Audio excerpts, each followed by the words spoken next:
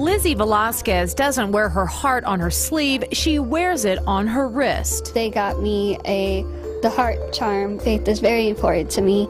5 simple charms that represent the victorious story of what some might consider an uncharmed life of heartache, struggle, and pain.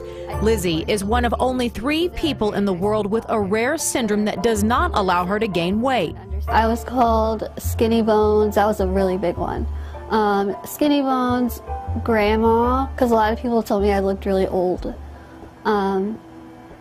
Pork chop legs.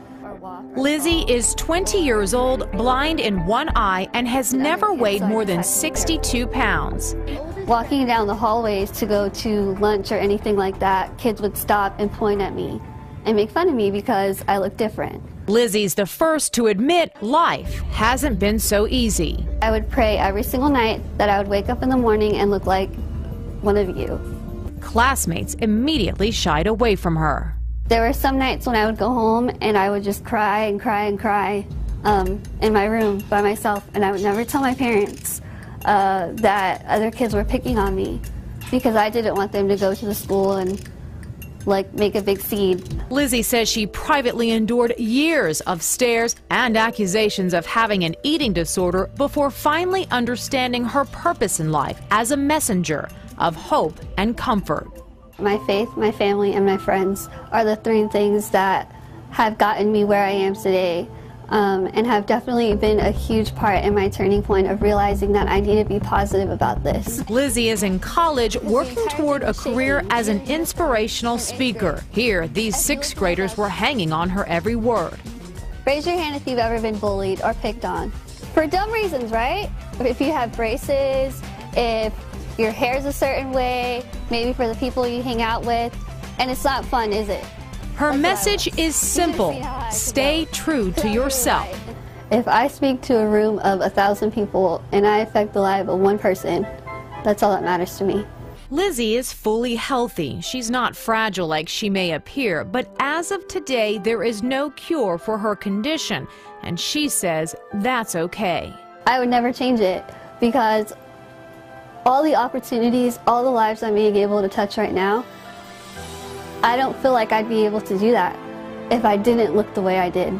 Those Lizzie has touched say she's an angel, sent to teach us all about kindness and acceptance. If I could live my life the way I do now, you can too, no matter what. Ladies and gentlemen, please welcome Lizzie Velasquez.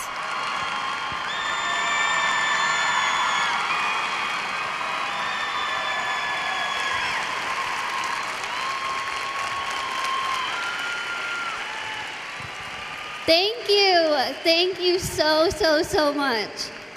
I am so excited to be here. Are you guys excited to be here? Yeah? Okay, I want you to imagine something for me real quick. Can you do that? I want you to imagine that you're procrastinating doing homework. I know you all do it. Imagine you're procrastinating doing homework.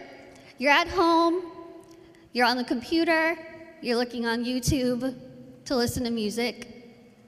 Imagine that. Imagine you see a video or a picture on the video that looks really familiar on the right-hand side of the screen. So you click on it, and you realize that what you see is a video somebody posted of you and labeled it "the world's ugliest woman." Take a second, imagine what that would feel like. Or if you're a guy and they labeled you the world's ugliest man. Can you imagine how that would feel? Let me tell you how it felt, because it happened to me.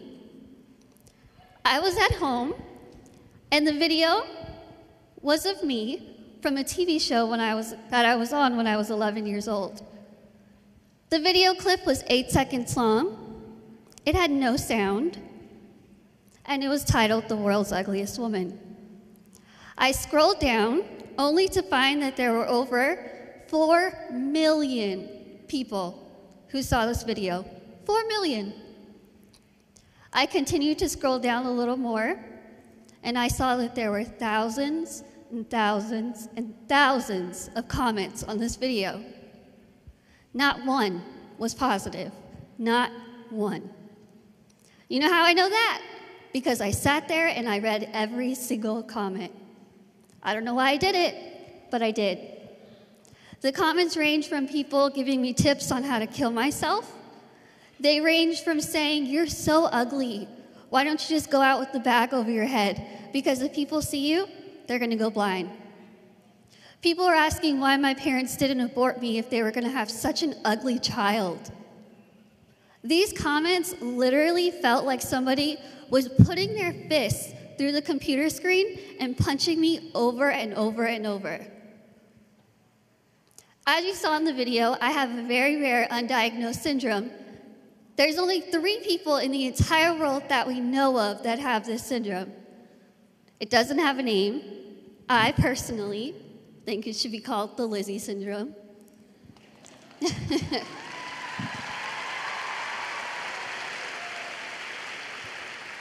Basically, what it causes is that I can't gain weight.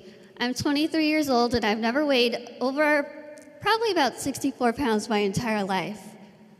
I can pretty much eat whatever I want, whenever I want, and let me tell you, it is that great. Besides my weight problem, the other big thing with my syndrome, or we're not really sure how it happened, is that I'm blind in my right eye, so I can only see out of my left eye. And I've kind of don't really remember the difference of being able to see out of both eyes, but the good thing that I have learned with my blind eye is that if any of my friends are kind of irritating me or annoying me, I have them stand on my right side, and it's like they're not even there. Growing up in elementary school, bullying was probably the biggest thing that I had to deal with. I was raised so normally. The people I was surrounded by, my parents treated me so great. I had no idea that I looked different. I couldn't see. When I saw other kids, I couldn't see that I was smaller than them. I couldn't see that I just didn't look like them. And so my first day of school, no one wanted to sit by me, no one wanted to talk to me, no one wanted to play with me. When we got to the playground, I made my way up to the top of the playscape to go down the slide, and there was a long line. And when I got there, everybody moved. And you would think, yeah, VIP to the slide. But it wasn't like that. They were moving because they were scared of me. For so long, I had to ask myself, why me? Why, God? Why do I have to have this syndrome that nobody has? Why can't I wear the regular clothes that people my age should wear? Why can't I dress like the popular kids? What did I do to have this syndrome? Why do people have to call me ugly? Why do they have to call me skinny bones? Why? Every night I would go home and I would cry myself to sleep, and I seriously would pray that I would wake up and look like everybody else so that I didn't have to deal with the bullying. Luckily, when I was growing up, when I was younger, I never had to deal with the physical bullying. I dealt with all the name calling. One of the biggest things that I want you to take home today is knowing that sometimes words hurt more than actions.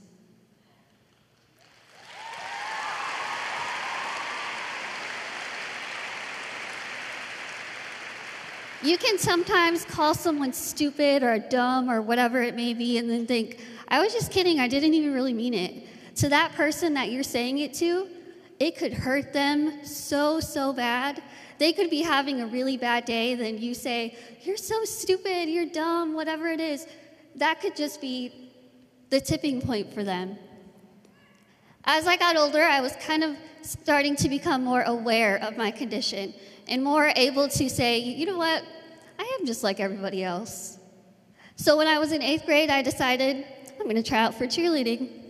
I honestly didn't even want to do the workout part. I just did it because the uniforms are really cute. So I did it and I made it, and after I made the squad in 8th grade, I decided I like being a people person. I want people to get to know me. So I joined everything I could. I was a staff writer for our school newspaper. I was on the yearbook staff. I joined drama. I don't even like acting. I did cheerleading. I was taking dual credit for college courses, all these things, and I loved it. I was finally starting to get to a point where I liked myself, and I wasn't having to deal with bullying. Nobody was calling me names to my face. Then I found the YouTube video. So I went from a point of being really kind of proud of who I was to then being introduced to the world of cyberbullying.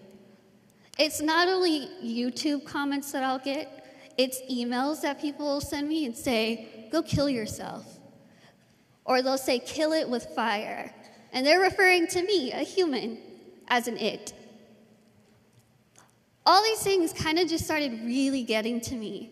And once I started high school, I had a lot of great friends, but I still kind of started thinking, I wish I kind of looked like the pretty girls. I wish I could do what they do. I wish that boy would come and talk to me. I'm funny. I'm fun. I have good hair. I started getting to a point where I was just like frustrated and annoyed that I was having to go from people judging me because of the way that I look. When I saw this YouTube video, trust me, I sat there and I was ready to tell every single one of those people off. I was ready to hit my keyboard and make them feel as low as they were making me feel. I was ready. But then I started realizing, what is that going to accomplish? Absolutely nothing. I'd be fighting a never-ending battle. I'd be sinking down to their level and hiding behind a computer screen and telling somebody else off. I don't know who they are. I shouldn't judge them. So I let it go and I told myself, I don't know what I'm going to do. I don't know how I'm going to do it. I don't know when I'm going to do it. But I'm going to show these people that they aren't going to win. Those bullies are not going to define who I am as a person.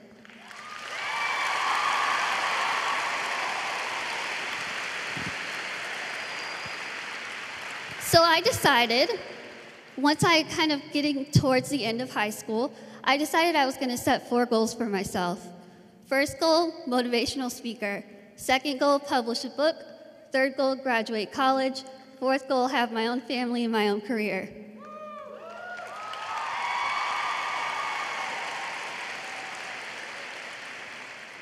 I, of course, was still dealing with people staring at me in public.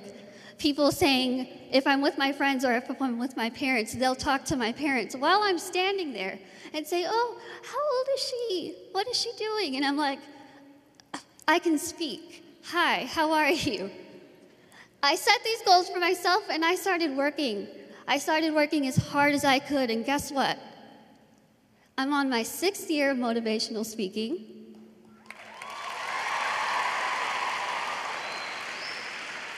Goal 1, checked off.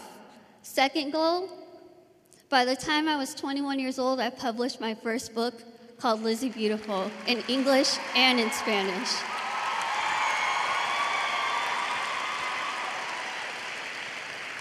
Guess what's even better?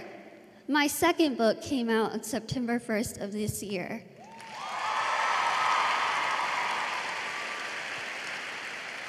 My second book is called Be Beautiful, Be You, and that book has been like my little baby, and I'm so, so very proud of it. And I actually have a table back there, and I have copies, and I can be there signing for them. Anyway, my third goal was to graduate college, and guess what? I'm graduating in December.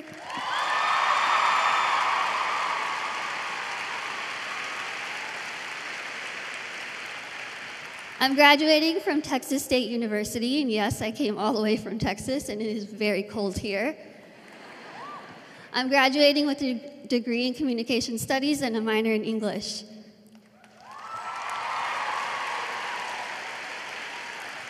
My fourth goal is to have my own family and my own career, and the family part is down the line. I'm only 23. And the career part, I think I've got a good start on it. But all these things, I look back from the day I was born, when the doctors told my parents, don't expect her to talk, don't expect her to walk, you're going to have to take care of her the rest of her life. From day 1, I was told I couldn't do these things. Then I was being stared at, I was being bullied, Then I started getting people calling me the world's ugliest woman. All these things were kind of just kept stacking up against me. But guess what? I decided, you know what? I'm proud to be in the skin I'm in. I'm proud to have this syndrome.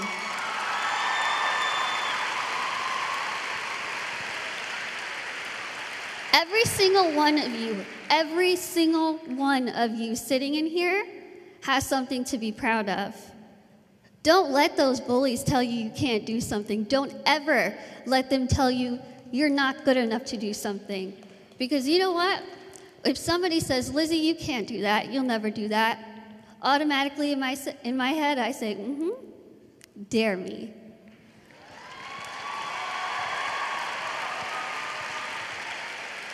Tell me I can't do something, and watch me do it probably better than you can.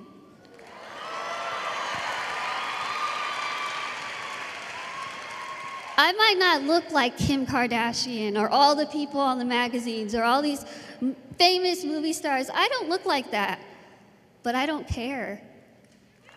Because you know what? You don't have to look like a gorgeous celebrity. Be who you are. Be proud of who you are.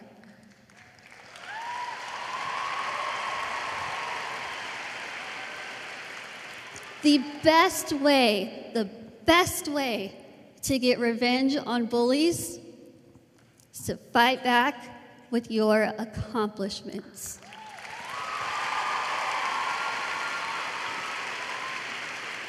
So now if I see people who are kind of staring at me and judging me and thinking, what eating disorder does she have? What's wrong with her?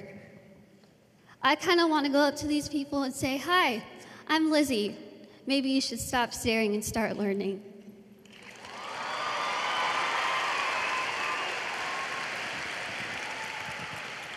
Thank you guys very, very much. It was such an honor to be here.